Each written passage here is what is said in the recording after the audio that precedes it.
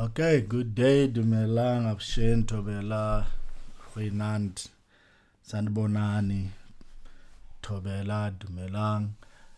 Welcome again to the last installment in ComSoc 1, Week 2, Book 2 material. We are looking at study unit number 8, the last study unit. After this, with all the 8 study units in Book 2, you should be ready for your final assessment in ComSoc 1. And this study unit deals with flammable gases, particular focus on methane gas, which is the flammable gas that we always encounter in underground environments, even in surface environments. So with methane, its scientific or chemical name being CH4. If you did your chemistry, you realize it means it has got molecules. These are molecules, carbon molecules and hydrogen molecules. 1 carbon molecule, 4 hydrogen molecules.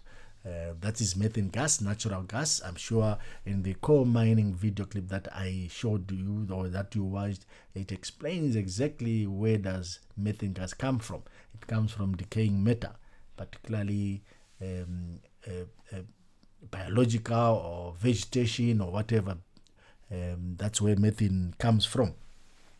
You can make your own methane at home, but don't do that at home. It's very dangerous. And what are the objectives? We want to know how methane is formed underground, which we've just mentioned. What is the effects of methane on people? Properties of methane. Please look at what is in red. It is corresponding to your objectives. In terms of properties of methane, what are the 3 main dangers of methane?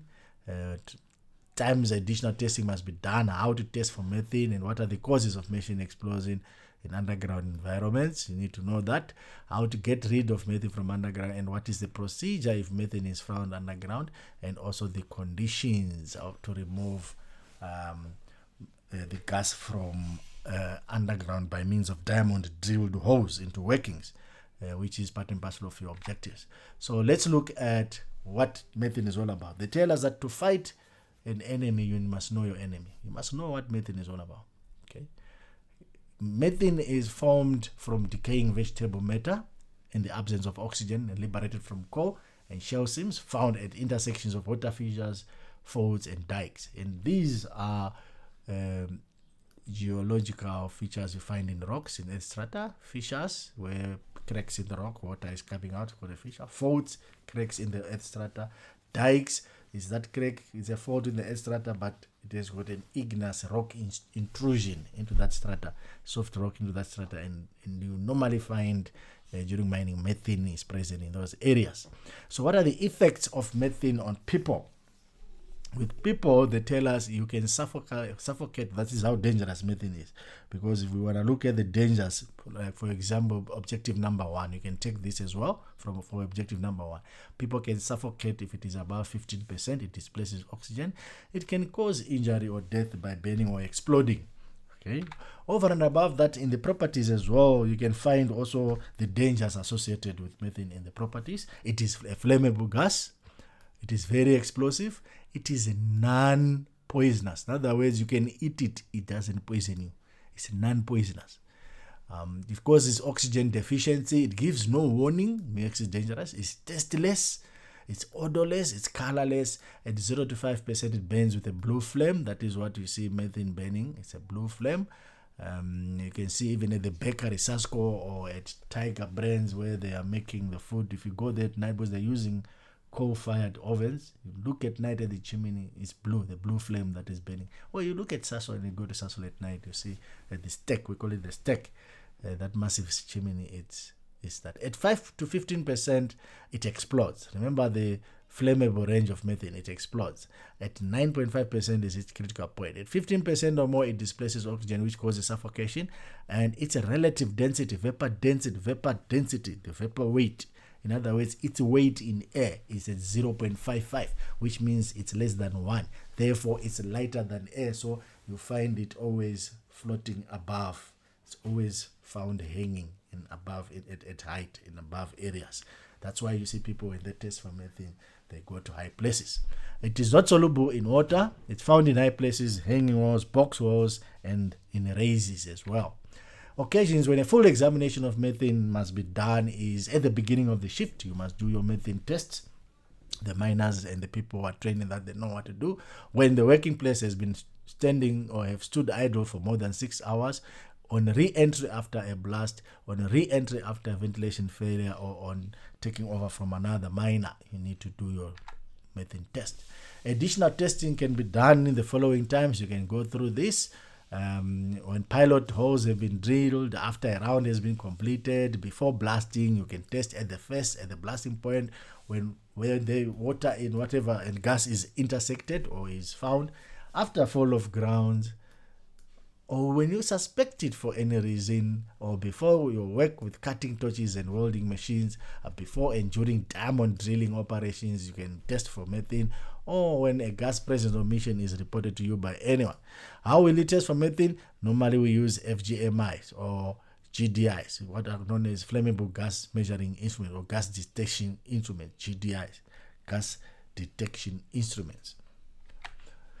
So when you encounter methane underground, or what can cause, before you go to encountering, what causes methane to explode underground? You're looking at your objective number 3 for 5 marks. These are some of the reasons why methane can explode underground. Due to contraband, yes. Igniter cause and explosive, blasting operations, faulty electrical appliances, welding and cutting operations. Underground fires can make it worse. Sparks from pinch bars, yes, when people are barring, it can happen. Or when scraping or loading during cleaning operations, cleaning process or cleaning cycle, that can trigger off or ignite methane underground. So how do we get methane from underground environments? The way that we normally get methane from underground environment is by means of ventilation. You can't prevent it to be there. It's a natural gas. It is there. So we normally ventilate. So what is the procedure that one must take when you encounter methane underground? Stop all work. Common sense. Stop all work. Notify your supervisors. Barricade the area. Put a guard in the fresh air. Warn people on the return air side that, hey, we are having a problem this side. Switch off all electrical power, and also ensure the ventilation arrangements are in order. Check your ventilation and stop any mobile equipment, including locomotives, that are not flame-proof in that vicinity. Okay. Now, sometimes you find in some mines in underground environment, there are pockets and pockets of massive amounts of methane. I know in America there are some sections, even in Russia, they actually drill from surface to underground to pockets where they've got like bunkers and bunkers of natural gas, and they then pipe it out to be used just like electricity in the house. They use gas. It's piped into houses. I think in Joburg we've got some sections that Joburg gas has got, that people have got piped gas, natural gas going into their houses, and they are using it for heating and cooking and illumination and so forth. But in some mines you find it is in excess and they don't want to harvest it. They want to just get it out. So they drill from those working places where they find a lot of methane, drill from there to surface. Okay, that's what we mean here. That is how you remove methane for your last objective. So drilling underground to surface, and then they vent it off. In other words, they run fans so that it then gets out, and then at the end, as it gets out to this chimney on surface, at the end they are burning it off. You see a blue flame there. The area though must be fenced off, and no unauthorized access should be allowed in that vicinity. Any questions, ladies and gentlemen? With that, we say you are ready for your final test in COMSOC 1. Good luck. See you in the examination.